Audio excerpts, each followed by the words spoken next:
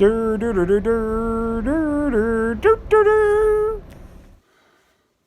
and salutations. Well, as you can tell, I began drywall mudding without you guys. I was planning on bringing you along for the ride, but it was been a roller coaster, mostly downhill. Not good. Drywalling sucks. I think I might like it in the future, but the learning curve is rough. I watched the videos and wow, they're just spreading that stuff. It doesn't spread more than a few inches. They're like done, and I'm like, wow, no, not like that. A few things I've learned: do not use the premix stuff, especially the stuff made for patching to do drywall. The first coat I did that, I put paper tape on it. The next day I was able to just lightly tug on the paper tape and it came all down really easy and it looked like garbage. This is so much better than what it was with the paper tape, and it still sucks. So I do not recommend for beginners to use, you got to mix your own mud. All you got to do is get a nice size bucket like this and an attachment for your drill, a mixer attachment. You get them at the hardware stores. And the one I like is it's got a little round thing on it, and it's got veins, and it works really well. I'll probably show it to you later. But it mixes excellent. You use that on a drill, corded drill. I have a corded drill lying around I haven't used in years. Well, great. I got to use it. Perfect. Now, as you can tell, I've been drywalling for a while. I keep wearing the same shirt because I don't want to have to keep washing this. And I've been pooped on. Drywall poops. It looks like I have psoriasis on the outside of my clothes. Not good, but and I got stuff all over. This is a carpeted room, but I put down lots and lots of tarps, and those drop cloths, plastic drop cloths, I got them going right now. Good thing I did. I've been shaking them out on a daily basis and vacuuming to keep the drywall from getting ground into the carpet. You gotta, this stuff is messy. It's gonna end up everywhere. I saw drywall 2 feet away from where I was drywalling. It got splattered somehow on the ceiling. How that happened? I don't know. Well, I drywalled yesterday, so I'm gonna do some scraping, and I saw them scraping with this. I got a big lump here. I'm gonna try to get rid of some of it. Don't know why it did that. Oh, and I'm wearing my new glasses. Another thing, do not wear your brand new glasses while scraping. Let me be right back. Okay, here we go. Back in the shop. So wear goggles. I mean safety. Yeah. Ow. And I just scraped my. Also, wear gloves. I got this awesome pair of gloves that feels like skin. It's so nice and tight, and it protects your hands. And I keep forgetting to wear them, so my hands are getting dried out. Tip number 12, wear gloves. Otherwise, this stuff will, if you have dry hands to begin with, like I do, it will really dry them out, and it sucks. It sucks all the moisture out of your hands. Okay, I got a hump here, and I didn't notice it until, of course, it's really dried.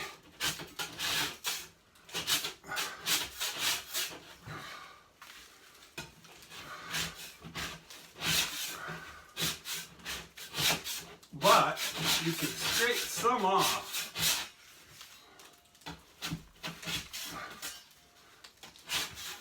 So I'm scraping it off. Wow, it's working, well, not horribly. I thought it was working well. I'm gonna have to put my back to you guys.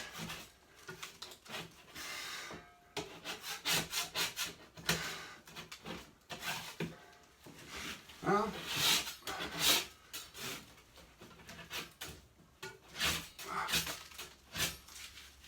scraping my darn hand, my knuckles.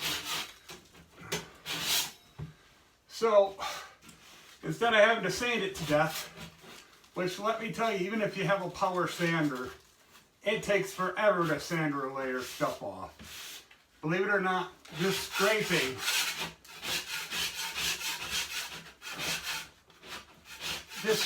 with your trowel does wonders. As you can see, I'm getting a lot off. Wow, that looks...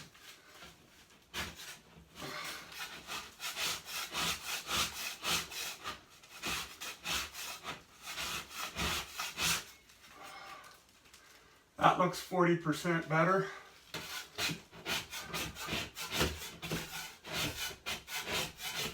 Much flatter than it was when I first looked at it. I'm going, what did I do? Yeah, I'm going to try to be a little more animated. In real life, I'm animated all the time. But in videos, I'm kind of flat.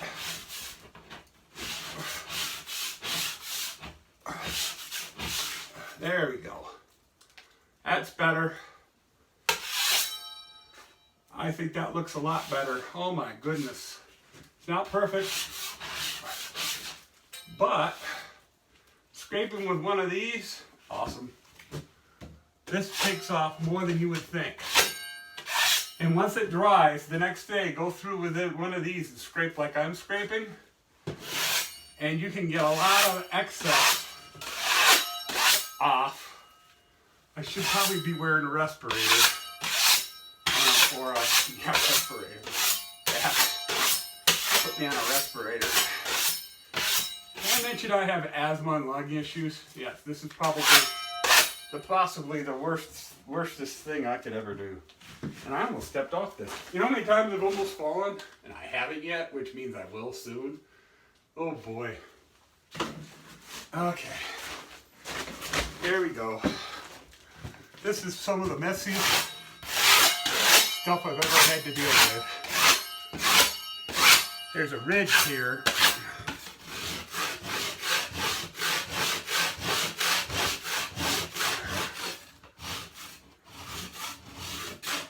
Instead of having to take 5 hours to sand it down, a couple minutes.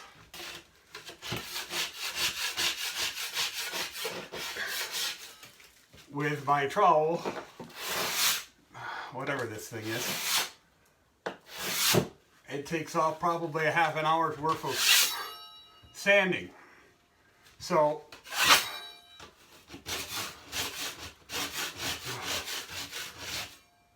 of course it's rough looking, but if you, it makes ridges and stuff a little bit and scrape marks. But I assume those will sand down a lot easier than just sanding the whole darn thing. So instead of sanding, first you gotta do this. This gets the dirt off the walls too.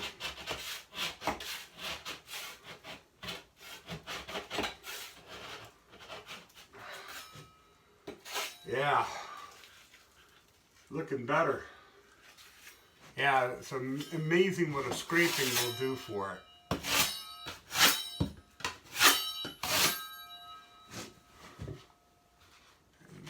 This needs to be, there's a little hole there that needs to fill in. But not horrible. And I like the sound it makes. It's almost like playing a musical instrument. There we go.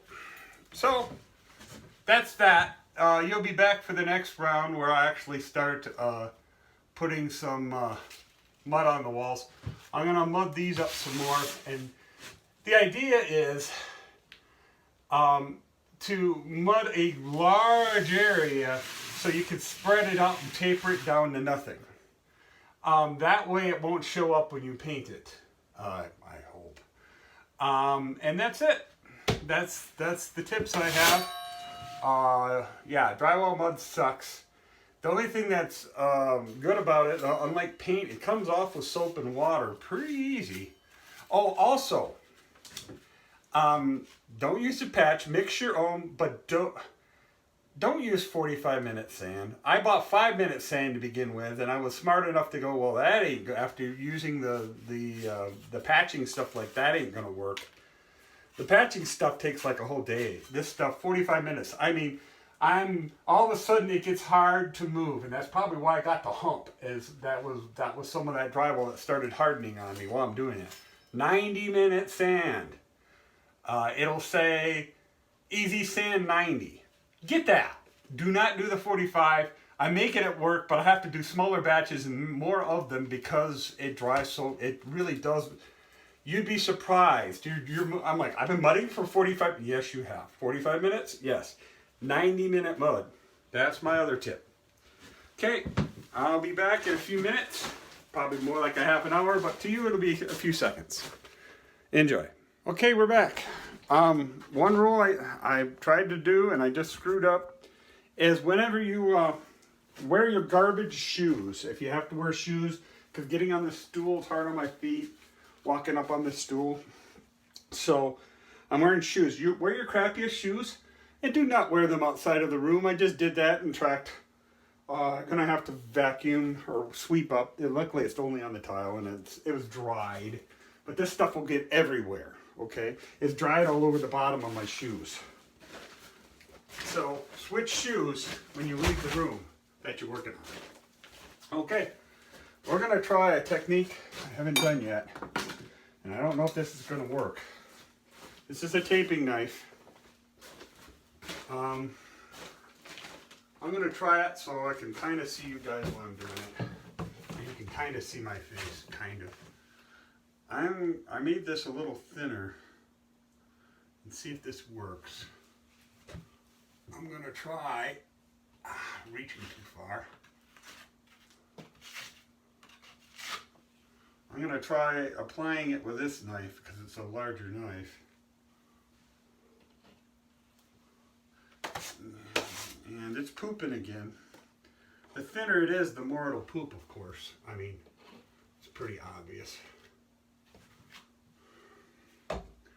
The idea is I want to spread this real quick. Then I'm going to clean it up with another knife, of course.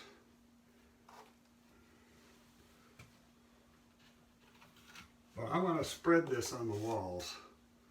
Get good coverage. It seems to be spreading a little better with it thinner. And I have a bucket of water with you so you can A, throw your tools in there, rinse off your tools, and B, you can add a little bit of water to this stuff. I think I just haven't been adding enough water is half the problem. And we'll see. While I'm here, I need to take care of something real quick. Boo. Kind of exposed something while I was scraping way more than I planned on. So sometimes filling cracks with your fingers, I don't know if it's a good idea, but it's what I'm doing. Especially if it's in a corner.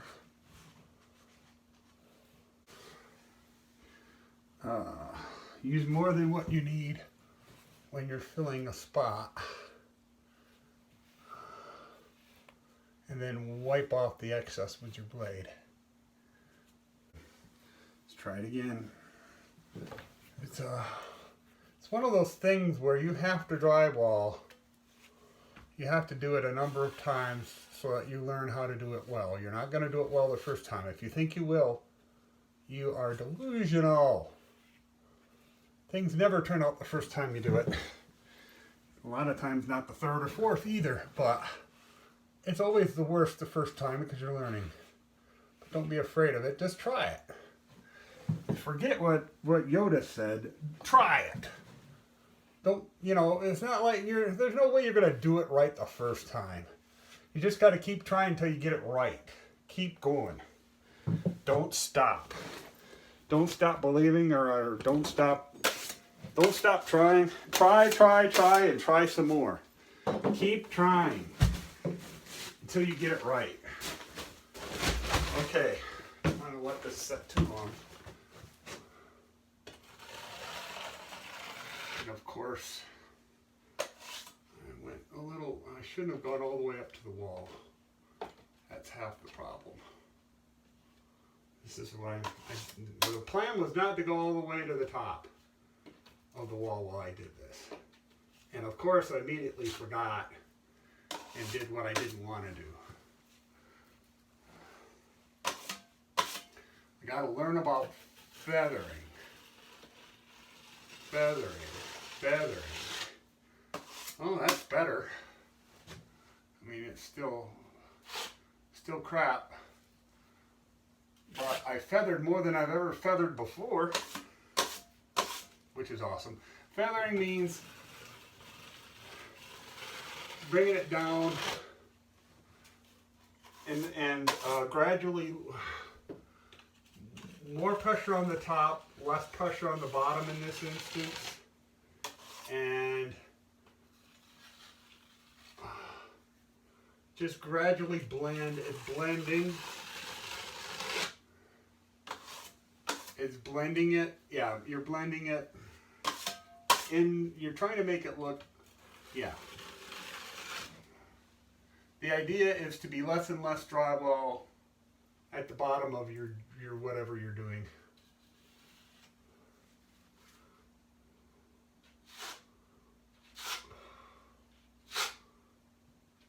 And I'm really bad at edges. Edges are probably going to be your nemesis when you start this because they're not. It's not intuitive. It's not easy. It's a freaking edge. When things go together, you see stuff you don't want to see. Well, stuff, it's hard to blend anything in.